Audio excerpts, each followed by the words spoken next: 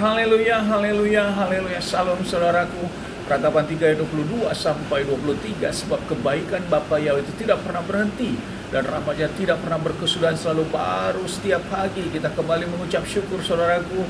Kita bisa kembali bangun pagi pada pagi hari ini, sesungguhnya semuanya oleh karena kebaikan dan rahmat Bapa Yahweh yang diberikan kepada kita. Renungan KPI Mayim Kaim pada hari Jumat tanggal 19 Februari 2021 atau pada tanggal 7 Adar 5781, yang merupakan terus kelanjutan pembacaan dan renungan Torah kita, diambil dari kitab Semot atau Keluaran 27 ayat 21 yang berkata demikian.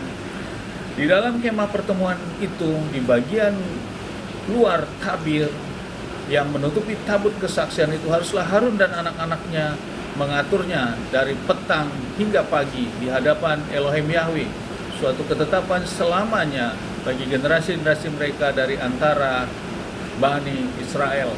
Saudaraku, ini adalah di mana bait Elohim atau kemah pertemuan, kemah suci itu sudah selesai. Saudaraku, dibangun dengan tatanan-tatanan yang sesuai dengan Bapa Yahweh perintahkan. Dan terakhir adalah membuat suatu meja persembahan bakaran, saudaraku, yang terletak di pelataran.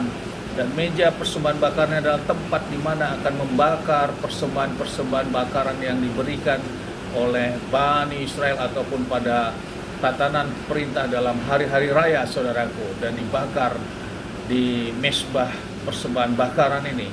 Dan di dalam kegiatan di bait atau kemah suci ini, saudaraku, Harun dan anak-anak yang mendapat tugas untuk melakukan pelayanan di sini, termasuk untuk memasang lampu kaki dian emas yang terus menyala, saudaraku. Walaupun pada saat perjalanan bangsa Israel tentunya cahaya nyala ini tetap, saudaraku, karena tiang api tetap menyala-nyala.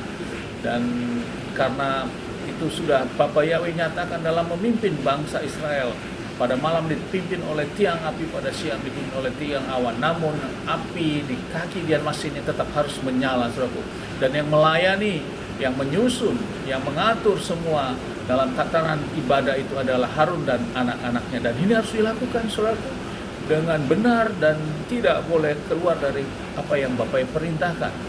Karena nanti, saudaraku, Harun anaknya Nadab dan Abihu melakukan hal yang tidak sesuai, akhirnya resikonya adalah kematian, saudaraku. Nadab dan Abihu mati karena memberikan perapian yang asing, saudaraku.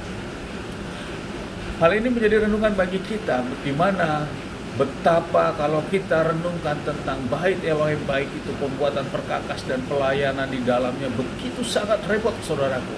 Kalau kita hadapkan dengan kondisi kita saat ini sekarang, kita bisa beribadah, kita bisa beribadah di suatu tempat yang baik, memiliki tempat yang bagus, ada AC-nya, ada penerangan yang baik, kursi yang baik, multimedia yang sudah ada, saudaraku. Dan begitu kita datang, kita sudah nyaman dalam perjalanan kita, aman. Indonesia masih dalam keadaan aman, tidak ada tekanan, tidak ada paksaan, kita bisa beribadah, saudaraku. Itu merupakan kasih karunia, saudaraku. Dan ini menjadi renungan bagi kita, betapa di zaman era kita ini tentang ibadah, kita begitu harus mengucap syukur, dan kita justru harus makin sangat setia. Sehingga di dalam Roma 12 ayat 11 dikatakan, janganlah hendaknya kerajinan kendor, biarlah rohmu terus menyala-nyala untuk melayani Tuhan. Jadi kita datang untuk melayani dan beribadah kepada Tuhan, jangan kendor, saudaraku. Inilah ucapan syukur kita yang hidup di zaman saat ini.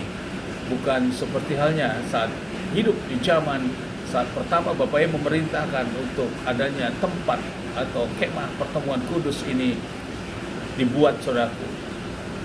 Saudaraku, terkadang kita menganggap hal ini biasa saja, namun sebenarnya spirit roh yang ada begitu sangat luar biasa. Dan ini kita diajak untuk kita kembali bila kita sudah kendor dalam ibadah kita sudah kendor dalam pelayanan di kehilat atau di gereja kehilat kita. Mari, saudaraku, karena sesungguhnya kita lakukan saat ini belum apa-apa dibandingkan dengan Harun dan anak-anaknya yang mereka lakukan dalam pelayanan di bait Elohim. Dan kita harus mengucap syukur karena kita kondisi hidup di zaman sekarang ini, saudaraku. Terkadang kita menyepelekan, menganggap biasa-biasa. Namun kita sebagai umat percaya, kita menuntut adanya berkat, adanya kesehatan, adanya sesuatu hal yang diberikan kelimpahan. Namun kita tidak melakukan, bahwa janji ibadah itu sesungguhnya sudah memberikan janji, saudaraku. Roti, makanan, dan air minum kita diberkati, saudara. Oleh karena apa? Ada janji ibadah. Kemudian kita dijauhkan dari sakit penyakit. Karena apa? Karena ada dari janji ibadah itu. Kita tidak ada kemandulan, tidak ada keguguran di dalam kehidupan kita. Itu ada di janji ibadah itu, saudaraku. Dan jumlah hari-hari kita dipenuhkan, saudaraku. Juga hari-hari kita diperhitungkan oleh Bapa Ya, itu juga ada di dalam janji ibadah kita.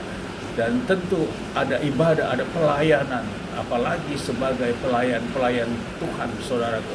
Pelayan-pelayan Bapa Yahweh di Bait Allah tentu akan lebih lagi, karena dia ambil bagian dalam pelayanan. Seperti halnya Harun dan anak-anaknya mendapat perhitungan sebagai pelayan di Bait Elohim. Amin. Sukses besar buat kita semua. Mari terus maju dalam iman, maju terus dalam kita melakukan dan